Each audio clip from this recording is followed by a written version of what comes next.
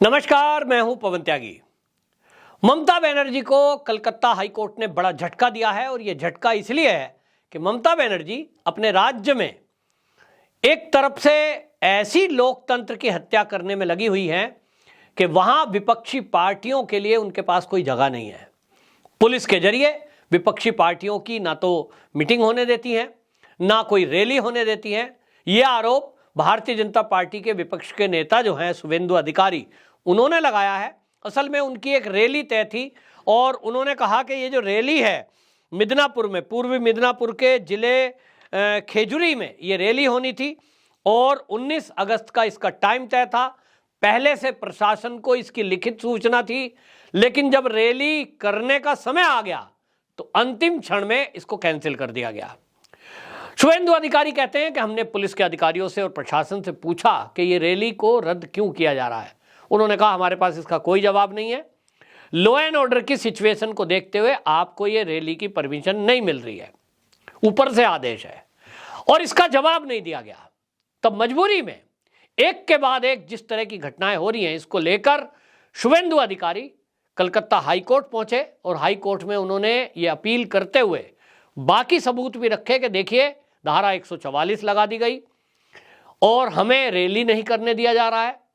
हर बार rally करते हैं या तो आप पहले ही मना कर दें, वहां व्यवस्था हो जाती है, सूचना हो जाती है, लोगों को आने जाने लाने का प्रबंध हो जाता है और अंतिम क्षण में ये कहा जाता है कि साहब लॉ एंड ऑर्डर की सिचुएशन देखते हुए ये तो आप रैली नहीं कर सकते। बोला भाई नहीं करानी तो पहले ही मना कर दो। दूसरी बात, क्या किसी भी राज्य में विपक्षी पार्टियों को आप कोई रैली नहीं करने देंगे, अपना संदेश जनता को नहीं देने देंगे? तो फिर यह कैसा लोकतंत्र है कि आप बोलने की आजादी छीन रहे हैं? इसको लेकर के कलकत्ता हाईकोर्ट ने गंभीर टिप्पणी की है और न्यायमूर्ति सेन गुप्ता ने कहा यह एक पुलिस राज्य नहीं है, न ही राज्य में आपातकाल है। आप इस तरह विपक्षी गतिविधियों को रोकने के लिए बच्चों की तरह नहीं लड़ सकते।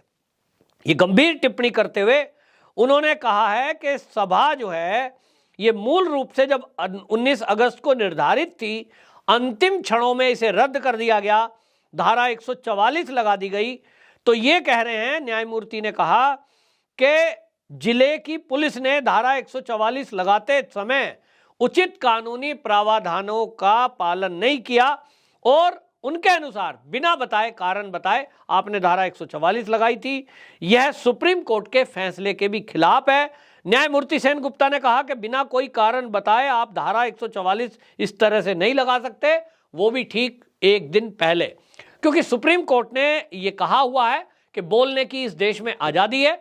कोई भी दल अपनी बात रखने के लिए कानूनी प्रक्रिया का पालन करते हुए पहले शासन प्रशासन को लिखित में इसके लिए आदेश करेगा, मतलब एप्लीकेशन देगा कि भाई मुझे ये कार्यक्रम करना है, कोई मीटिंग करनी है, कोई आयोजन करना है और उस आयोजन प्रयोजन को करने के लिए आपको परमिशन दी जाएगी। परमिशन लेने के बाद आप इसको कर सकते हैं। लेकिन हम देखते आ रहे हैं कि ममता बनर्जी जिस INDA गठबंधन में शामिल हैं, वहां उस गठबंधन के नेताओं की आमतौर पर भाषा है मोदी जी ने लोकतंत्र की हत्या कर दी है, मोदी जी लोकतंत्र की हत्या कर रहे हैं, मोदी जी एजेंसियों का दुरुपयोग कर रहे हैं। तो वो जो INDA है, अब उससे सवाल है ममता बनर्जी पुलिस का क्या दुरुपयोग नहीं कर रही है? ममता बनर्जी का आप हाल देखिए कि जब अभी 2022 में विधानसभा चुनाव हुए, देश के गृह मंत्री को वहां रैली में जाना है और वो कह देती हैं हेलीकॉप्टर उतरने की परमिशन नहीं है। सोचिए किस तरह की बातें होती हैं। मतलब अड़चन पे अड़चन जो डाल सकते हैं, उनको लगता है कि मैं इस स्टेट में, पश्चिम बंगाल की मैं महारानी हूं और यहां मेरी मर्जी से सब कुछ चलेगा, शासन प्रशासन पुलिस मैं जो चाहूंगी वो करेगा, यहां कोई कानून नहीं चलता, यहां केवल मेरा कानून चलेगा। क्या ऐसे होता है? क्या ये राजशाही है? देश आजाद नहीं है? इस देश में कोई संविधान नहीं है? ममता बनर्जी को यह समझना चाहिए कि जो वो केंद्र पर आरोप लगाती हैं कि केंद्र एजेंसियों का दुरुपयोग कर रहा है, ममता दीदी अगर केंद्र सरकार एजेंसियों का दुरुपयोग करने पे आ जाए और इंदिरा गांधी की तर्ज पे आ जाए, जो संगठन आप छोड़ के आई हैं और आज फिर उसमें शामिल हो गई है कांग्रेस के साथ, अगर कांग्रेस की तर्ज पर मोदी जी आ जाएं तो दीदी आप कब की जेल के अंदर होती? नहीं है जेल में, आपके ऊपर कोई एक भ्रष्टाचार का केस भी अभी तक दर्ज नहीं है। इसका मतलब है कि इस देश में एजेंसियां स्वतंत्र रूप से काम कर रही हैं, कानून अपना काम कर रहा है। आपके भतीजे के ऊपर केस दर्ज हुआ है, ईडी जांच कर रही है, सीबीआई जांच कर रही है, वो बात अलग है, लेकिन अभी तक जेल तो वो भी नहीं गया है। तो इसलिए ये कह देना कि मोदी जी केंद्र सरकार एजेंसियों का दुरुपयोग कर रही है, ये तो एक निराधार आरोप है। एजेंसियों का दुरुपयोग क्या चीज होती है, ये तो कांग्रेस कार्यकाल में कैसे हुआ है आप देखिए। सुप्रीम कोर्ट तक को टिप्पणी करनी पड़ी कि सीबीआई को तोता बना रखा है, वो करता है जो मालिक बोलता है। क्या आज की डेट में ऐसा है? अगर ऐसा होता, मैं बार बार एक बात कहता हूं कि जितने विपक्षी पार्टी के नेता हैं, आप देख लीजिए, शरद पवार के ऊपर केस हुआ, अजीत पवार जो तो आज एनसीपी में बीजेपी में शामिल हो गए, इनके ऊपर केस हुआ, डीके शिव कुमार पर केस हुआ, लालू प्रसाद यादव अभी भी बाहर हैं, उनका बेटा तेजस्वी यादव, और इसी तरह केजरीवाल, कितने घोटाले हैं। हेमंत सोरेन के ऊपर केस है राजस्थान में किसी केस हैं, ये सब इतने केस हैं नेताओं पे, पी चिदम्बरम, राहुल गांधी, सोनिया गांधी, ये तो सारे नेता। अगर मोदी जी ऐसे होते कि एजेंसियों का दुरुपयोग करना है, तो एक तरफ से ईडी के डायरेक्टर को या सीबीआई के डायरेक्टर को आदेश दे देते कि भैया जिनके ऊपर ये केस है ना, इन पे ऐसा केस लगाओ कि जमानत ना मिले। और मोदी जी अगर न्यायपालिका का दुरुपयोग करने पे आते, जैसा कि राहुल गांधी आरोप लगाते हैं, जब कहीं दुनिया में घूमने जाते हैं तो वो कहते हैं न्यायपालिका को काम नहीं करने दिया जा रहा है, मोदी जी ने आरएसएस के लोग बिठा दिए हैं। यानी इस देश के सीजेआई को वो राष्ट्रीय स्वयंसेवक संघ का स्वयंसेवक बता देते हैं। तो भाई अगर ऐसा होता तो ये सब नेता जेल में होते। अब मोदी जी की अगर सेटिंग कोर्ट में भी होती, सोचो सुप्रीम कोर्ट में, तो सीजेआई को कह देते कि आप संघ के स्वयंसेवक हैं, जिनका केस आ रहा है नेताओं का, ये 15-20 नेता हैं विपक्षी पार्टी के, सबको जेल भेज दो 10-10 साल की सजा करके, खत्म, टेंशन खत्म। भाई एक विपक्षी पार्टी जितनी भी हैं, ममता बनर्जी, उनका भतीजा अभिषेक, लालू प्रसाद यादव, शरद पवार, अजीत पवार, ये आपके डीके शिव कुमार, सोनिया गांधी, राहुल गांधी, केजरीवाल, उनके और मंत्री, सोचिए अगर ये 10-20 लोग जेल में चले जाएं तो मोदी जी की तो टेंशन खत्म, भाजपा की टेंशन खत्म।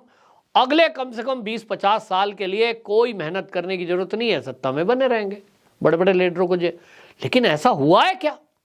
14 के बाद आज तक हम देख रहे हैं, देश की जनता तो इसलिए मोदी जी से नाराज है कि आप ऐसा कानून नहीं बना रहे ताकि ये भ्रष्टाचारी जेल में जल्दी जाएं। कोई ऐसा तंत्र खड़ा नहीं हो रहा है न्यायपालिका का, कानून इतने घटिया हैं, लोग कह रहे हैं कि मोदी जी पहले एक देश के कानून बदलो। आपने कई कानून बनाए, कई कानून आपने मिटाए, लेकिन कोई ऐसा कानून बनाओ कि ये भ्रष्टाचारी जल्दी से जेल में जाएं। मोदी जी तो ऐसा नहीं कर रहे, तो लोगों की शिकायत है। लेकिन आप जबान बंद करेंगे, बोलने नहीं देंगे, रैलियां नहीं करने देंगे, ये इस देश में कैसे होगा? क्या आप पश्चिम बंगाल में सब कुछ करती रहेंगी? विपक्षी पार्टी अपनी बात भी नहीं रख पाएगा आपके बीच में। जो कोई भाजपा का झंडा लगाएगा उसके घर में तोड़फोड़ कर देंगे कार्यकर्ता, आग लगा देंगे, उस पर हमला कर देंगे। ये कौन सा राज है? तो यही हाई कोर्ट ने पूछा है और अब इस पर झटका लगा है। निश्चित रूप से अब हाई कोर्ट के जरिए ही सही बीजेपी को अपनी रैली करने की परमिशन मिलेगी, और ये बड़ा झटका के ये है इन विपक्षी पार्टियों के लिए कि इस तरह से जुबान बंद करने का आरोप आप जिस पर लगाते हैं। आप देख लीजिए आपके जो सहयोगी दल हैं उसमें खास तौर पे जो टीएमसी है, ममता दीदी है, ये क्या कर रही हैं? पश्चिम बंगाल के लोग त्रस्त हैं, कहते हैं भैया ये सरकार कब गिरेगी, हम बड़े परेशान हैं। लेकिन बोल कोई सकता नहीं है, क्योंकि सब जानते हैं कि वहाँ टीएमसी के लोग किस तरह की कार्रवाई करते हैं, मारपीट कर देते हैं, और पुलिस कोई कार्रवाई नहीं करेगी क्योंकि उनके ऊपर टैग लगा है टीएमसी का। तो हाल देख ले पश्चिम बंगाल का क्या हाल हो रहा है। अब हाई कोर्ट से राहत मिली है, लेकिन फिर भी सवाल तो बनता ही है कि ये लोकतंत्र की दुहाई देने वाले नेता खुद के राज्यों में क्या कर रहे हैं, जनता देख रही है। आपकी क्या राय है? कमेंट बॉक्स में जरूर बताएं। वंदे मातरम।